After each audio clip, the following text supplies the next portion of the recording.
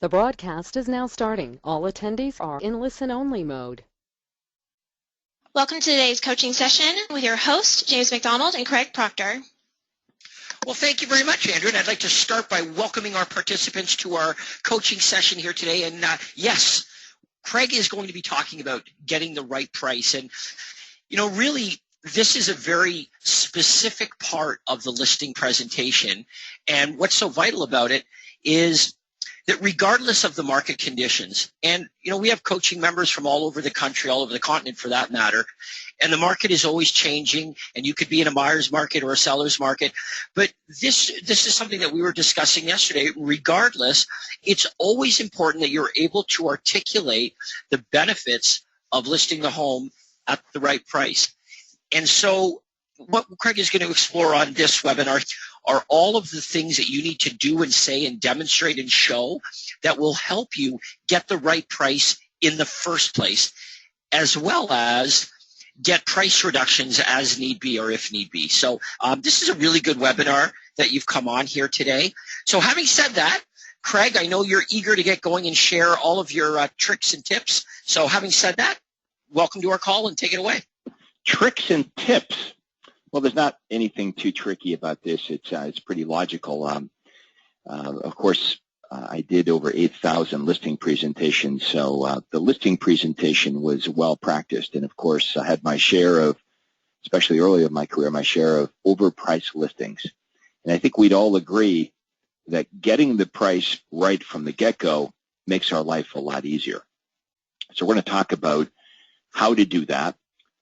We're going to talk about why we overprice properties, because that does happen, right? We price homes higher than we know they should be priced at. And, we kind of blame the seller and we say, well, that's what they wanted. That would be like us saying, James, that would be like you going to the doctor and, the doctor says, well, James wanted that prescription, so, I kind of had to give it to him. Right. And we're going to talk about all of this. We're going to talk about operating from a position of strength versus operating from a position of weakness, because when you don't have much business, when you're operating from desperation, you do things that normally you wouldn't do. So we're going to talk about how the whole system really fits into what we're talking about here today. But let's start with the first slide here. This is an important point. Nobody can create motivation where motivation doesn't exist. Okay, so the seller's either motivated to price their home properly or they're not. So there's only so much we can do with somebody that's not motivated. And of course, the answer is to have enough business coming in that you don't have to work with people that are unmotivated. If you work with someone that's not going to listen to you, okay, or they're not that motivated, the house is not going to sell. Or if it does, it's going to take a long, long time, and this seller's probably not going to be happy with you, and they're probably going to run around town saying negative things about you. So the starting point is really having an effective lead generation system.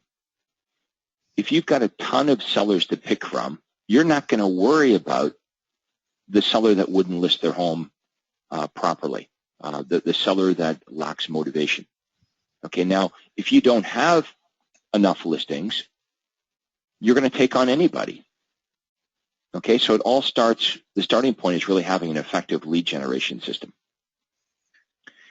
And the next question is, what should we be presenting to sellers who are motivated? Okay, have you ever found, you ever feel sometimes like you're more motivated to get their home sold than they are? Well, that's the time to bail. If they lack motivation, if they're not going to price their home properly, then having an overpriced listing is a crushing expense. It's not a profit center. Okay, so what should you be presenting to sellers that are motivated? We're going to talk about that here today. Okay, so listing homes that don't sell are not a profit center. Now, in a market that's falling, you've got to be really particularly careful here, because the market could be falling faster than your ability to reduce the price. So if you happen to be in a marketplace where prices are falling, which is kind of rare all over North America, it pretty much is in a stable market or in an uptrend. But if you're in a falling market, pricing the property right from the get-go is even more important. Okay, in a falling market, you have to lead the market down. You can't be following the market down.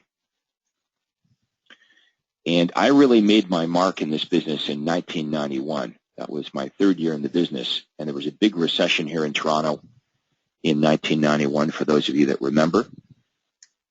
And I made my mark by being really, really strong on pricing.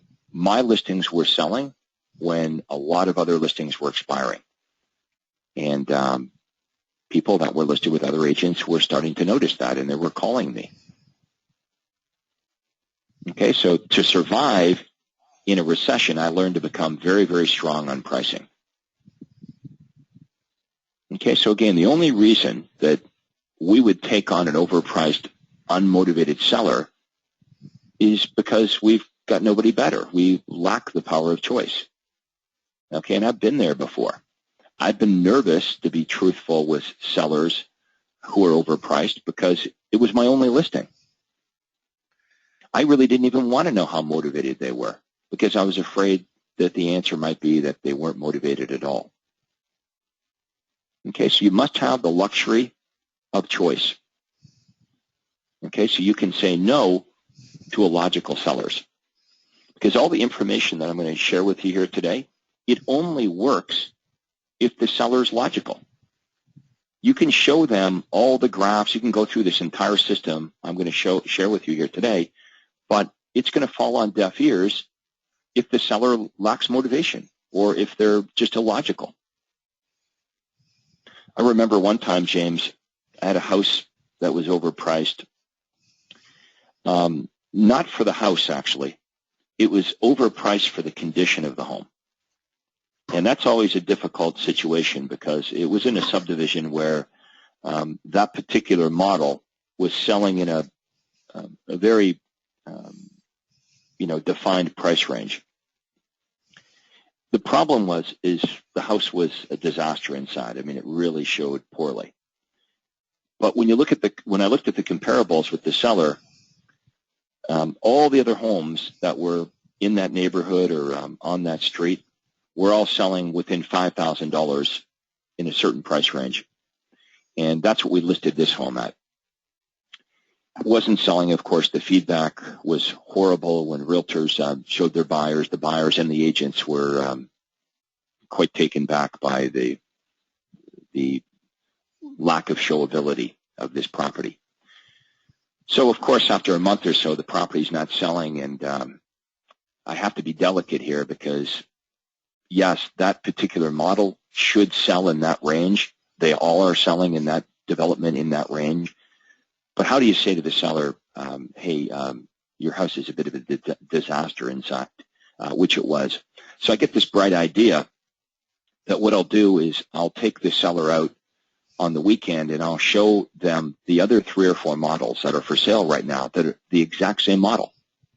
And surely that, they'll look at these other homes that are the same model that are beautiful inside with new flooring and new carpets and freshly decorated and new windows.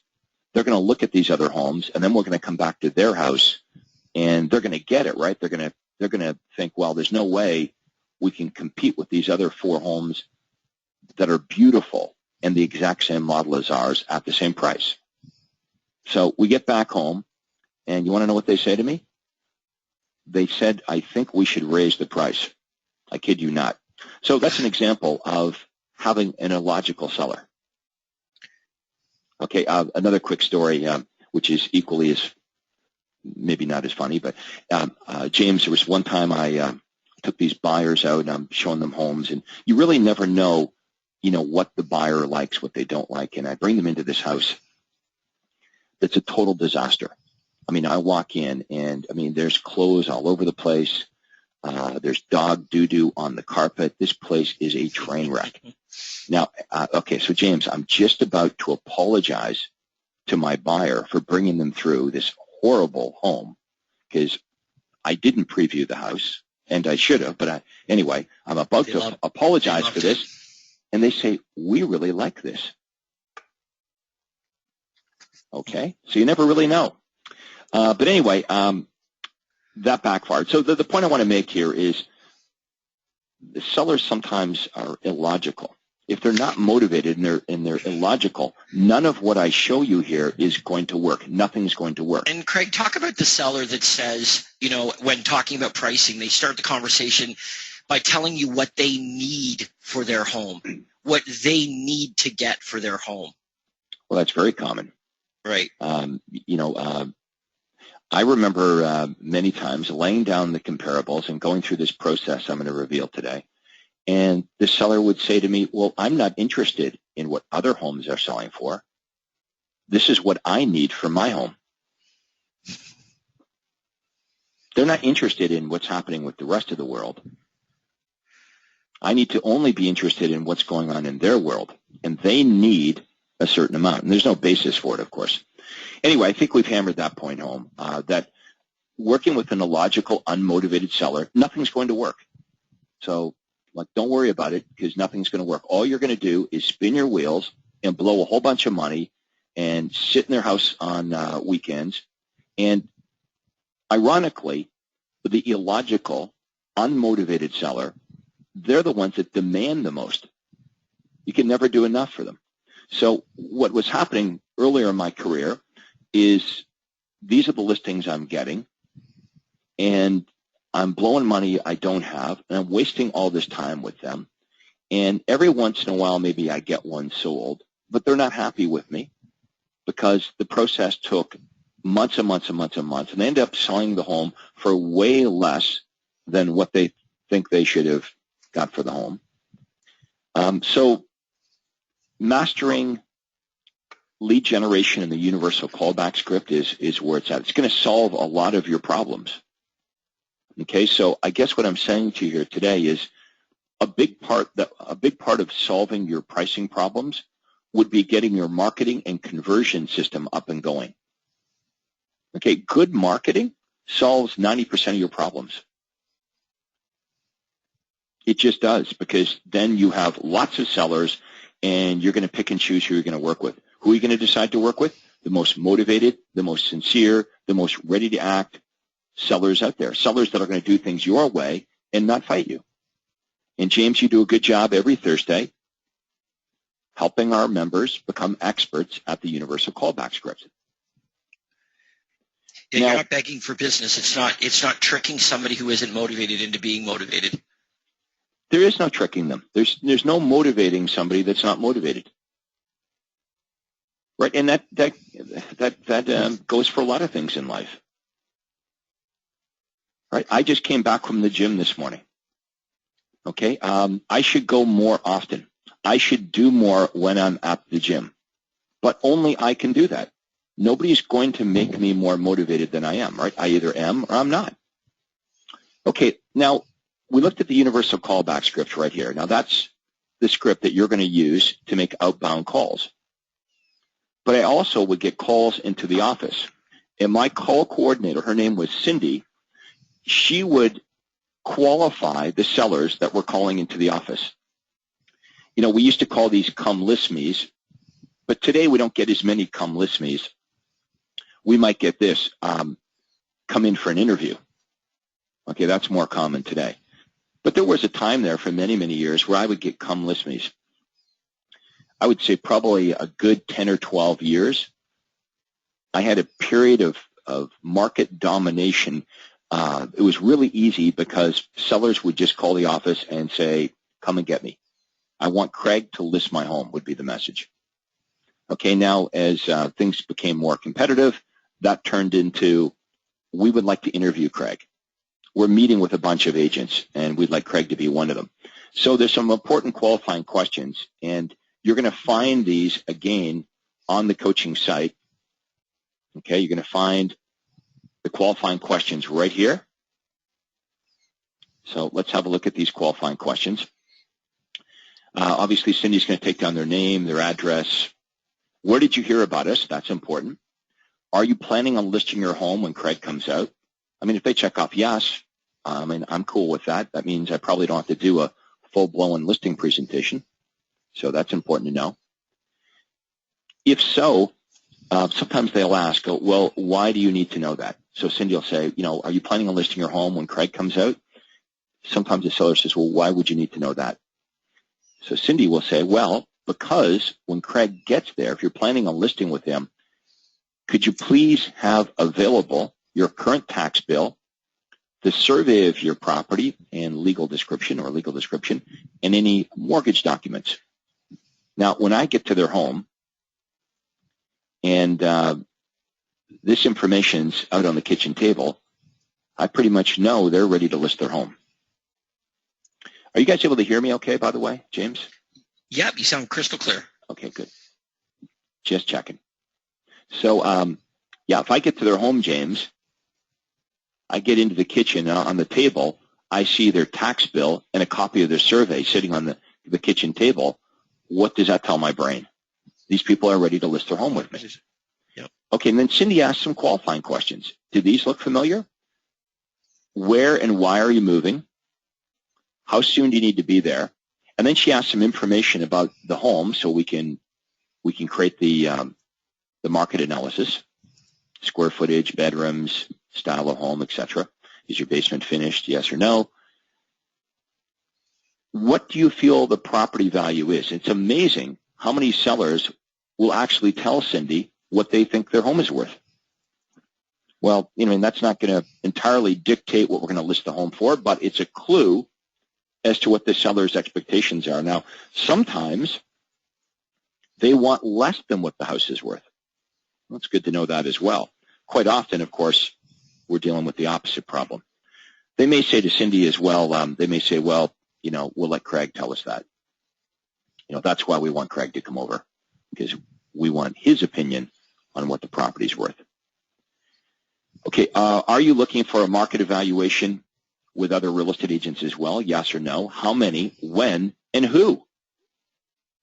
Now, sometimes they would say none of your business, but often we would know how many, when they're interviewing the other agents, and then Cindy's going to try to set the appointment in so I'm in last.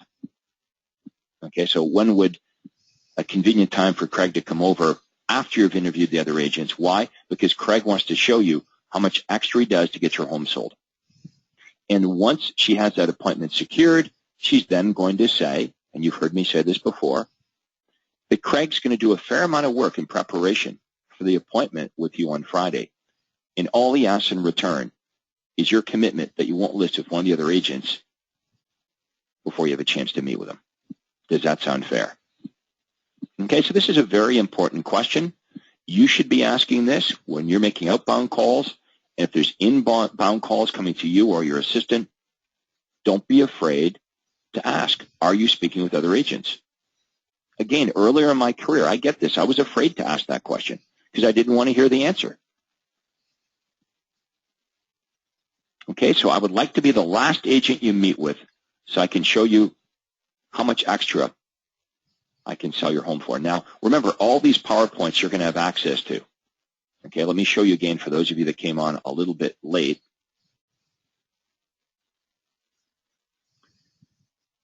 The pricing presentation, the entire presentation, you can download it here. Okay, so everything I'm showing you here on PowerPoint, you can download. Okay, the qualifying questions that Cindy would ask, they're right here. Okay, then lock in their commitment. Okay, let the seller know you're going to do a fair amount of work in preparation for the appointment, and all you ask in return is for their commitment not to list with one of the other agents before they have a chance to meet with you. Then you simply ask them, does that sound fair? Now, when you get to their home, make sure you always present your benefits before you go into pricing or your fee. Okay, you don't start the presentation off talking about price. Why? Because you haven't built up expert-like status yet. Okay, that's the job of the presentation. The job of the presentation is to position you as the expert, because the seller is going to listen to an expert. If the seller sees you as just a salesperson, they perhaps will fight you on price. Okay, so we can't do this backwards. Present all the benefits first, and I'm going to share with you some things that you can show the seller to position you as the expert, somebody who's really got their finger on the pulse of the market. You do that first. So benefit, benefit, benefit, benefit. At the end of your listing presentation, that's when you go into pricing. What you're really determining, Craig, is are they choosing you because of the benefits that you're offering them, or are they choosing you because of the price you give them? Well, I'm going to say it this way. The message that we want to communicate is they should be listing their home with the realtor they believe will get them the highest price, not the realtor that's telling them the highest price. Yes. Okay, not necessarily the realtor that's telling them the highest price. Okay, now after I'm done the benefit portion, and before I discuss pricing, I ask for the order. Now, this is going to be a foreign thought to many of you, but James, if you were the seller, I go through the entire listing presentation. Before I even talk about pricing and before I discuss my commission rate, I would say, well, look, James, based on what we've discussed so far, do you think you'd like me to handle the sale for you? Would you like me to handle this for you? Now, sometimes the seller will say, well, gee, Craig, you haven't even talked about price. Like, what's your commission? What would you list my home at? To which I say, well, based on what we've discussed so far, and assuming we can come to an agreement on price and my fee, would you like me to handle this? Why is this important? Why do I do it that way?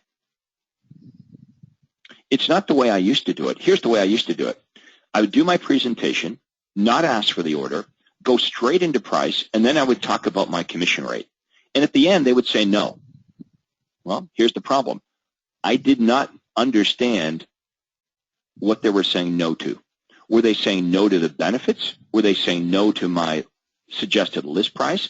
Were they saying no to my fee? They weren't willing to sign. Would you agree that you can't handle an objection until you know what the objection is? Okay, you can't handle an objection unless you identify what the objection is. So I like to do it this way. Go through all the benefits and then ask for the order. So James, based on what we've discussed so far, would you like me to handle this for you? And James says, well, gee, I don't know what, we haven't even talked about your list price. It depends on, depends on your commission. Okay, now list price. Let's stop right there. Should the seller's decision on who they're going to list with come down to who tells them the highest price? Because that's really what the seller, if you say that to me now, James, that's a discussion we're going to have. Because what you're saying is, yeah, all that stuff, Craig, you talked about is great, but what's your price? Because that's how I'm deciding.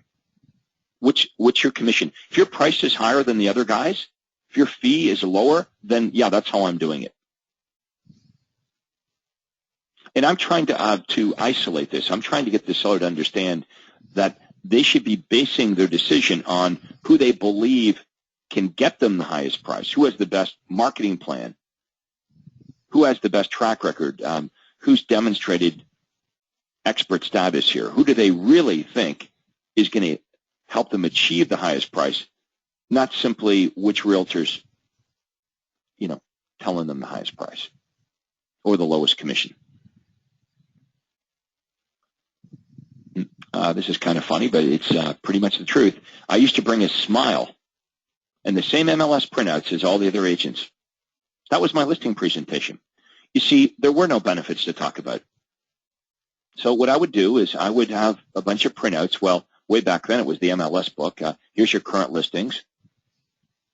And then written on the current listings, some of them had been sold. I think the MLS book came out like every 2 weeks. So, James, I get to your house with the MLS book, and I would some of them would be sold, and I'd write in a red pen, sold, and this is what it sold for. Okay, and then, of course, in the 1990s, we brought a bunch of printouts. So my idea was I'm going to bring as many printouts as possible because that should help, right? So I'd bring 25 comparable sales. Hey, if there were 30, I might bring 30. So, James, imagine I get to your kitchen table, and I've got 30 printouts, and I think I'm impressing you, but guess what? The opposite happens. You've often said this, James, the confused mind does nothing. That's right. right? So what happens is the seller doesn't know what to make of this now. And I would hear this many times. Well, gee, Craig, we're not going to list with you tonight. We need to think about this. You've brought us so much information that now you've really given us a reason not to list tonight because we have to decipher all this information. Now, the sellers really don't want to decipher information. What the seller really wants is they want you, the realtor, to decipher the information.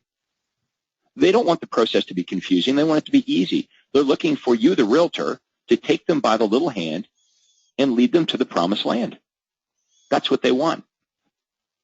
I mean, think of yourself. If you were going to invest your money, James, do you want someone that's going to come over to your house and confuse you and your wife, or someone that's going to make it all simple and say, look, this is what we're going to do. Here's why we're going to do it. They've created expert-like status in your mind, like they're the expert, and they've gained your trust, and they're just going to take care of it all. That's what we want, right? So that's a common mistake. Many of you bring way, way too many MLS comparables, and you confuse the seller. And the confused mind does nothing. Don't give the seller a reason not to list with you.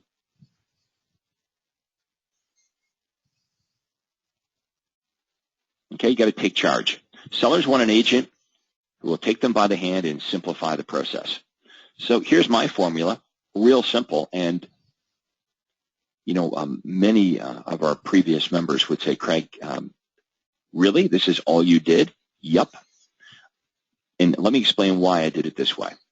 I would bring 5 inferior sales, 5 inferior comparables. I would bring 5 superior sales and 5 comparable sales. And here's what I would do. James, first of all, I would show you the 5 homes that were obviously inferior to your house. The homes were in the same area, same street maybe, but they were smaller. The homes were not as big. The lots perhaps were not as big. They didn't have as many upgrades. And I always start with the homes that are inferior, not as good as yours. Because it's easy, James, to get you to say, yeah, my house is better than those. So I'm going to agree with James. I'm going to say, yep, your home is better than these. And these homes, they all sold in the $450,000 to $475,000 range. That's what they sold for. And there's 5 of them here, James. And I agree with you that your home is better than those. Now I lay out the 5 superior sales. Now these houses are obviously superior. They're bigger, they're newer, they're better, the lots are bigger, whatever. And I lay those out. Okay, and what I'm hoping, if I've got a logical seller, now remember, this doesn't work. If James is illogical, James doesn't get it, right? If he's illogical, he doesn't agree that these 5 obviously superior sales in the neighborhood are superior. And again, there's nothing we can do about a logical seller. But let's say for an example here today, James, you look at the 5 superior sales, and what do you say to me? Yeah, wow, those are impressive. Right. Okay, now those homes all sold over $500,000.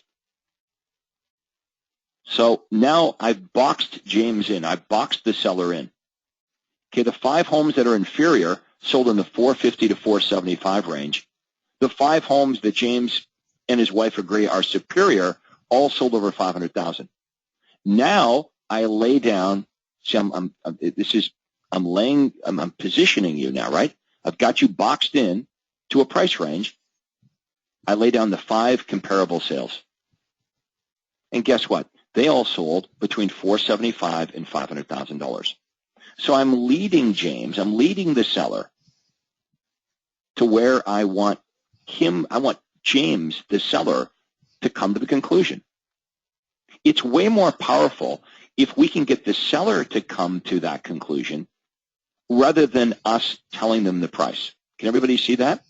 This is the mistake I made earlier. I'd say, James, your house is worth between $475,000 and $500,000. I'm telling him the conclusion. Okay, not as effective. Way more effective if I can help James come to his own conclusion. I want to lead the seller to his own conclusion. Okay, so that was very successful, that technique. And it didn't overwhelm the seller. You see, James, I'm not presenting you so much information that you're blown away. I've really dumbed it down. Right? In your neighborhood, I've picked the 5 that were inferior, the 5 that you yourself agree are superior, and guess what? Now there's 5 that are just like yours. Would you agree, James, of all the comparables we looked at today, that these 5 are the most like yours? Absolutely. You got nowhere else to go, right? Right. So what do you think we should price your home at, James? Yeah, probably something comparable to these. You got it. Now, I also want to show the seller statistics that the other agents won't. Okay, now I've explained how all of you can become involved with the program at realtystatistics.com, and you can now demonstrate trending to the seller. Okay, not just static information. See, even the little system that I just described to you is not perfect in the fact that we are looking at the rearview mirror. Right? All of the comparables, James, I was showing you, that's what happened. Right? That's what happened. That's what happened in the past. If you really want to become the expert, you're going to show trending. You're going to demonstrate to the seller that, hey, I have information that no other realtor's going to show you, and I not only know where the market's been, this is going to help us identify where the market's going. So the first graph I would share with you here, James, is look at in your neighborhood, here's all the homes that are sold for 100% of the asking price or more. Okay, now look at, it's not as good as it was earlier in the year. Okay, this was the summer. Okay, this is January here. So February, March, April, May. Look at May. 17% of the homes that sold for 100% or more. And now in the fall, things have dropped off a bit. So what does that tell us? Sellers aren't as confident. They're not getting as close to the asking price. Let's look in at the same time period. Let's look at the number of homes that have sold, James, in your neighborhood. So January, February, March, April, May, June, July, August, it peaked out at 163. September, 147. And here we are. And look what's happening. What does that tell us if there's less homes selling? The trend is down. Okay, average price. Well, that's kind of all over the place. That doesn't tell us much. But look at this. List to sales ratio. The percentage of the asking price that sellers are getting has dropped dramatically over the last couple months. This is probably the most important one you could show them. Right. So what does that tell you as a seller, James? What you're getting, what prices are dropping, what you're netting for your home is declining. What I love about these, what I love about this information is, yeah, number one, your competitors, you're not bringing the same old information that your competitors are bringing. This will set you apart. You're able to demonstrate trending, which static information doesn't do. But this also separates me from the marketplace. You know, my name's Craig. It's not the market, right? So I'm letting these graphs communicate with you, James. This is the market here. This is not me telling you a price that you don't want to hear. This is what's going on in the marketplace. Okay, so you're able to deflect any bad news off of you and onto the market, which, I mean, is fair, right? Because my name's Craig, it's not the market. How about sales by volume? So look what's happening to the market here, James. The volume of sales has dropped off dramatically over the last few months. What does that tell them? Days on market. At the same time, the days on market are going way up. What would that tell you? Becoming more difficult to sell a home, and it's taking longer. The layman can understand that. Okay, so let's go through these from the top. Okay, so less homes are selling for 100% of the asking price than earlier in the year. The number of units sold has dropped dramatically. Average price is kind of all over the place. The list to sales ratio has dropped dramatically. the sales volumes drop dramatically. The days in the market at the same time are going way up. What would that communicate to any reasonable seller? What's happening with the market? It's not getting better. So, if James is one of these sellers that says, well, look, I hear you, Craig, and, you're telling me 475 to 500, but I want to list it at 550. Okay, if we were going into an up market, maybe that might make sense, but going in clearly into a softer market, that would not make sense. Okay, now the opposite's also true. If the market trends indicated that the market was heading up, the days in the market were going down, and all these graphs I've just shown you here are the flip opposite, then that might indicate that, James, you might be able to list your home higher than some of the past sales. Because remember, the past sales that we looked at, the static information, we're looking in the rearview mirror. That is what has happened. Where the market trends help us understand what is about to happen. So we know that people want to deal with the expert. That's what they want. They want an expert. They don't want the process of selling their home to be confusing. This will help you get the listing, okay? By doing this exactly the way we've got it laid out here, it'll help you get the listing in the first place. So your presentation has to be so good that the following things happen. Number one, they want to deal with you, right? Your listing presentation has to be so awesome that number one thing is they pick you. Number two is they take your advice on price. And number three, they're willing to pay you more money than the other agents they interviewed. Tough job, right? But that's the job of your presentation. That's why your presentation has to be so strong, because you're up against other realtors that will do it for way less, and they'll tell the seller an unreasonable price to try to win the business. So by having a very strong listing presentation, you are the expert. And when you're the expert, they listen to you. And they're more likely going to take your advice when it comes to pricing, and they're more likely to pay you the fee that you deserve, because people will pay an expert more money than a common salesperson. Now, what do we do? Here's I'm preempting this. This is a question I know that I get asked all the time. Craig, what do you do if the seller is motivated, but they want to try a higher price? Well, you do the best you can to get them to price it right. But I got to say, if I've got a seller that's super motivated and despite my best efforts, I can't get them to list initially at my price, sure, I'll take it higher, provided I get a post-dated price reduction. And it's important to get this post-dated price reduction signed at the listing table, the day you're listing the home.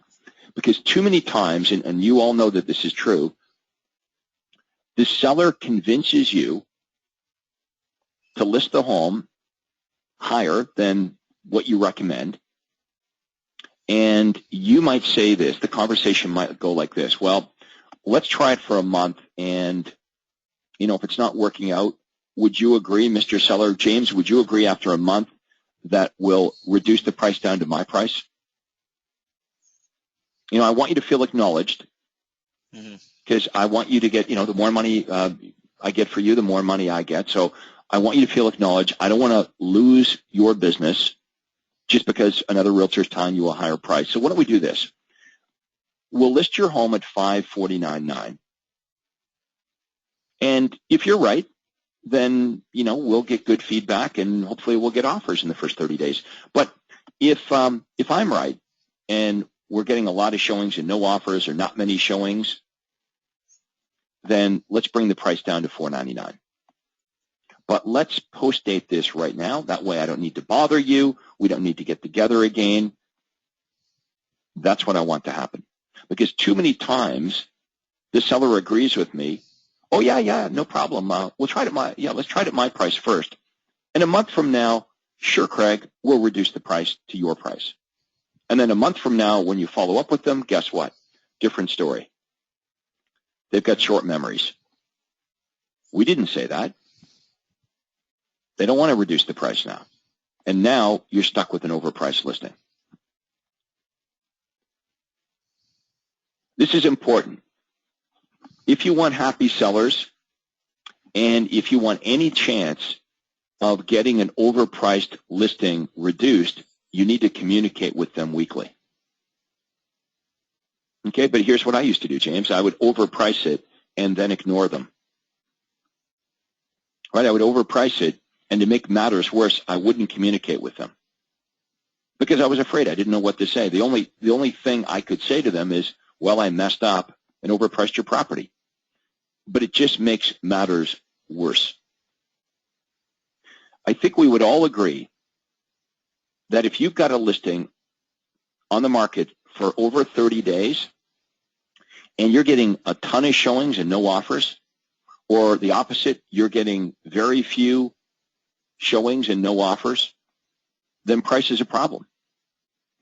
And the agreement I have with all my sellers is that we're going to call every realtor that shows your home, and we're going to get the feedback from their buyer. Of course, if it's our buyer, we'll get that feedback as well. So every week, we're going to assemble a report with how many showings you had on your property, what each buyer had to say, and we'll let you know what we're doing to market and advertise the property and answer any of the questions that you have. Okay, that's going to happen on a weekly basis. So we're going to be, we also ask the seller for their permission so that we can be brutally honest with the feedback.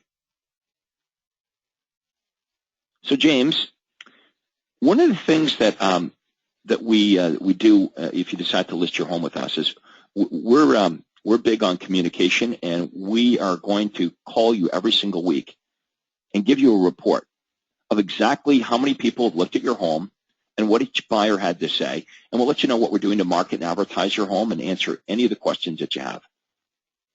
Okay, you can count on that. Every week we're going to contact you. Now, James, do we have your permission to be brutally honest with you about the feedback? Well, there's not too many sellers who are going to say, no, hide the truth from me. So now, if it's overpriced, we're going to be brutally honest. Every week, James is going to get a phone call, and it's going to go like this. Hey, James, sorry, no showings again this week. Or, James, we had 14 showings this week, but no offers. You were number 4 choice for this buyer, number 3 choice, and, these other buyers, here's what they didn't like about your home. So after a couple weeks of this, the seller's prime for a reduction if you do this properly.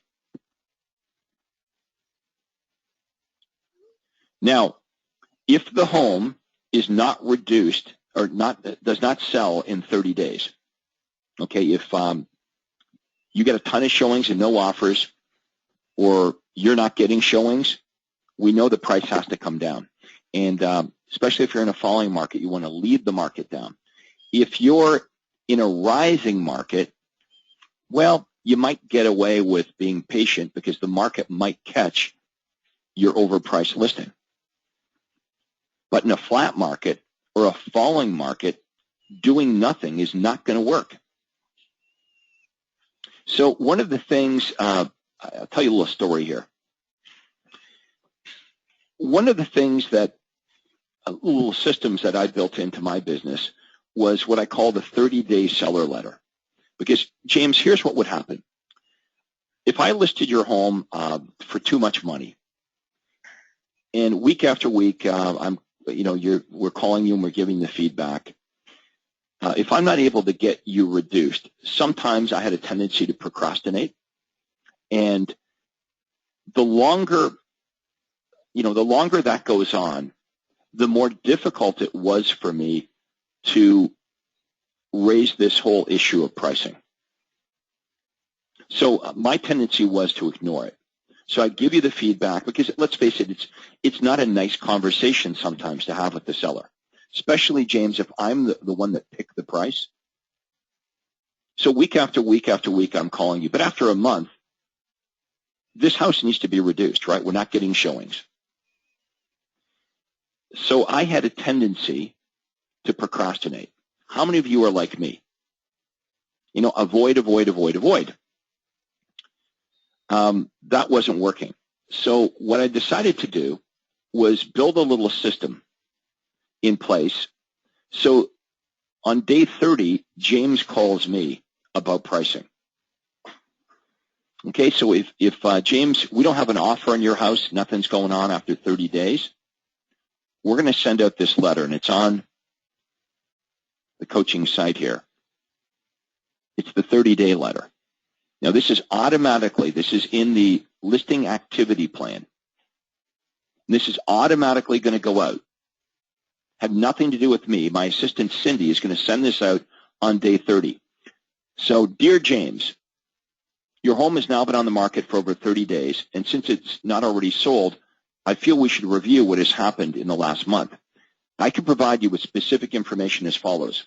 The total number of agent and buyer showings on your home, along with their individual feedback, the advertising schedule used to expose your property to qualified buyers, a review of our computerized printout detailing recent listings and sales in your area, and my advice and experience as to the appropriate next steps. Anybody want to take a guess on what my advice is going to be on the appropriate next steps? Absolutely. Yeah, and answer any of the questions or concerns you have. When convenient, please give me a call. My direct number is. Okay, so this is an example of me creating a system because I know I'm a procrastinator when it comes to calling my sellers and asking for price reductions. So this is going to happen, right? On day 30, my assistant is sending this letter out. If the house has not been reduced, I mean, the first thing that Cindy would do is she would check the contact card. And, if I just had reduced your house, James, a week ago, this letter obviously would not go out. But Cindy would look at the notes, and she'd say, oh, here's Craig procrastinating. Craig has been calling James every single week, and there's been no showings on his house, but Craig has not, he's not talked about price reductions here. So I'm going to send this letter out. And this conversation is now going to happen. Because, James, you get this letter, and now you're calling me. You're saying, Craig, I just got your letter about my home being on the market for 30 days. And in the letter, you say that you can provide me with some specific information, including advice to what we should be doing here. What are the appropriate next steps? Okay, so I'm forcing this conversation about pricing to happen in the first 30 days. And that was a little bit of an innovation for me because here's what I used to do, James. I would avoid, and then now a month goes by, 2 months go by, I see you at the local mall, and I hide from you. And I think we'd all agree, the longer we procrastinate, the tougher it is to have this conversation. And especially if we're in a falling market, the further and further and further we're falling behind true market value. Okay, so that's a little system. I'd recommend all of you have that system. Day 30, that letter goes out. If you haven't got a price reduction, have your assistant send it out. Now it's going to cause the seller to call you 100% of the time on day 30. And now you're going to have that conversation. It's going to happen now.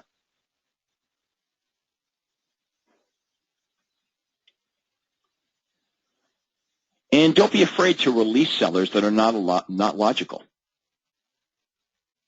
Throughout my 25-year career, the sellers that were the biggest pain in the butt were the ones that weren't logical. These are the sellers that call you late at night and early in the morning, and they're very demanding, and they don't want to pay you your commission, and they want to price it too high. The answer for me was it was way easier to generate a lot more sellers than to try to work with these kind of people. So it was really liberating to be able to just get rid of them, to fire them. It's very empowering to be able to fire sellers that are illogical. and you're going to get them. So it goes right back to step one, right? Make sure your lead generation system is working properly and your conversion system is working properly, so you have lots of sellers. If you have lots of seller opportunities, you're not held hostage. You know, you're living in a world of abundance, not the world of scarcity. Living in the world of scarcity is no fun because now you feel pressured to work with everybody. And everybody is not great to work with. I mean, there are some buyers and sellers are way better than others. Wouldn't it be great if you could choose who you want to spend your time with? So let's go back to the site, the coaching site, and make sure everybody knows where to find all the resources here. Here's a price reduction script. Let's hope that this works. Ta-da. This is the price reduction script that my customer service manager, Tammy Johnson, would use. So customer service manager, in our experience, a home that's been on the market for 30 days or has had 15 showings, whichever comes first, should have received an offer, which we have not received yet. So together, let's review the facts that we've gathered about your home. Okay, so here's an example of the information that Tammy would share with the seller. Okay, so first of all, your home's been on the market for 34 days. We advertised your property in the October 1st and October 8th editions of the Era Banner. We had you on our Sunday tour of homes last Sunday, and your home was, of course, advertised as part of the tour of home last Thursday. Your home is presently being advertised on 5 websites: Craig's own site, Realtor.com, Toronto MLS, Remax, MLS.ca. We've had 8 buyer broker showings. There were 4 couples that came through your home as part of our tour last Sunday. The buyer's feedback that we've received from the real estate agents that have shown your home indicate that your home shows well. A couple of the buyers thought your home was a little small, and 2 others did not care for the location. Now, we can't change either of those things, so we need to look at the value that we represent to interested buyers. Okay, and then Tammy would go through current listings and sales. And here are 2 possible seller responses. Okay, number 1. Well, Tammy, if there's nothing wrong with my house, then why don't people just bring me an offer? Okay, here's Tammy's response. What is happening is the potential buyers out there do not perceive us as being the best value on the market. So, James, here's what I would say to you. If you said, well, Craig, I'm getting lots of showings, and if you're saying it's the price that's the problem, well, that doesn't stop buyers from making an offer. And I would say this to you, James. I'd say, well, look, buyers typically look at a number of homes before they decide which one they're going to make an offer on. And buyers typically are going to make the offer on the home they perceive to be the best value, number 1 on the list, not number 2 or 3. And I think Tammy gives an example here. James, if you were looking at cars, you probably wouldn't make an offer on the car you thought was the 3rd best value. You'd make an offer on the car you felt was the best value. Well, it's the same in real estate. Buyers are not, if we're not number 1 for perceived value of all the homes they looked at, we're not going to get the offer. The buyer is going to make the offer they looked at 15 homes, they're going to make an offer on the home that they perceived was the best value. And Mr. and Mrs. Seller, we're not that home. That's what buyers are telling us. We may be the bridesmaid, but we're not the bride. We're not getting offers. And, we're not going to get your home sold. We're not going to get an offer on your home being the 2nd, 3rd, or 4th choice. Okay, the second seller response might be, well, gee, Tammy, we've only had a few showings. Doesn't it need to be on the market longer? Well, if we've had it on the market for 34 days, we've only had a few showings, what does that tell us? So here's Tammy's answer, response to number 2. The reason we're not getting the activity that we should be is simply because we're being ruled out before we even get a showing. For example, if you came to me as a buyer and you said you wanted to buy a home for $250,000, I'd search the MLS system for homes that match your criteria, and they're priced up to $250. Then I'd sift through all those listings and pull out those that offer the most for the money. You might even drive by a few of those homes in order to eliminate some of the properties. I think that as a seller, you're being ruled out right there. Based on price, location, and size, we are being eliminated. Obviously, we can't change the location or size, so it really comes down to price. Okay, so eventually, you're probably going to have a customer service manager that'll help you call all your sellers every single week and give them this information. Now, right now, that's going to have to be you. If you don't have a customer service manager, you're it. So this is what you should be doing. Let's go back to this site here. Okay, the 30-day seller letter, we looked at that. Market statistics, okay, and market statistics. This is the information that you can get directly from realestatestatistics.com. Okay, it's just loading up now, but this is Leon Dancona's company here in Toronto. And for $29.95 a month, this is an awesome program. Okay, and here it comes. So the whole idea here is show information that other agents won't show. Okay, and this is what we looked at earlier. Okay, so all of this is available right on the coaching website. So all you need to do is go to resources, and right here, call number 7, getting the price right. All right, well, look, on that note, I think we're going to wrap it up here. I hope everyone enjoyed our webinar today on pricing it right. If you have any questions, of course, you can speak to your coach or call our office toll-free at 1-800-538-1034. I want to thank James McDonald and Andrea for doing a great job as always, and especially want to thank all of our coaching members, as always, for your support, and hope you've enjoyed our webinar here today. Take care, and that concludes today's webinar.